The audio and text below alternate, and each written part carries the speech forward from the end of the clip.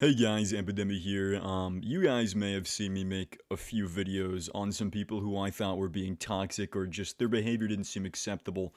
But this video, I think by far, is the most egregious behavior I've ever seen on Twitch that it seems to have just been let slide. Now, before I start this, let me just say I liked Spooknjukes. I've subbed him in the past. I've watched his content. In fact, he even raided me once, and it's the only reason that I'm still streaming.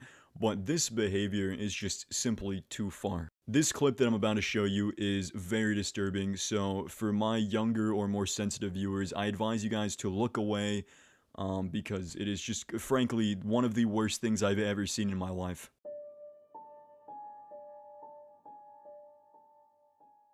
I just can't believe someone in a video game, let alone a Twitch partner, would do something that terrible. But, hey, Epidemi, haven't you teabagged before?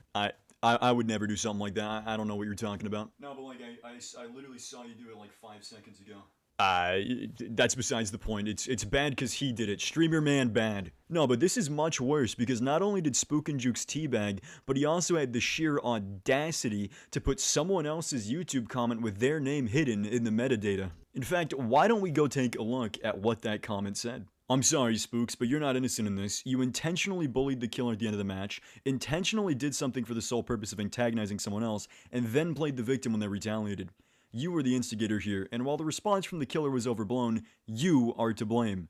It is irresponsible of you to not admit to the part you play in causing the very problems you are crusading against. I wholeheartedly agree, because at the end of the game when the killer DM'd Spooknjukes to kill himself, I believe that the killer was 100% justified in this situation. In fact, I think that any taunts or celebrations in any game whatsoever should have a similar punishment. For example, I feel like the next time Zach Wilson hits the gritty for a touchdown celebration, the opposing coach should be allowed to whip out a Glock and pop a cap in both of his knees. Basically, to anyone out there who teabags, you are the scum of the earth, the absolute lowest of the low, and I hope that every time you put on your socks, they are wet. I hope that every time you go to eat cereal, it's soggy. Fuck you, fuck everything you stand for, and I hope you never play a video game ever again.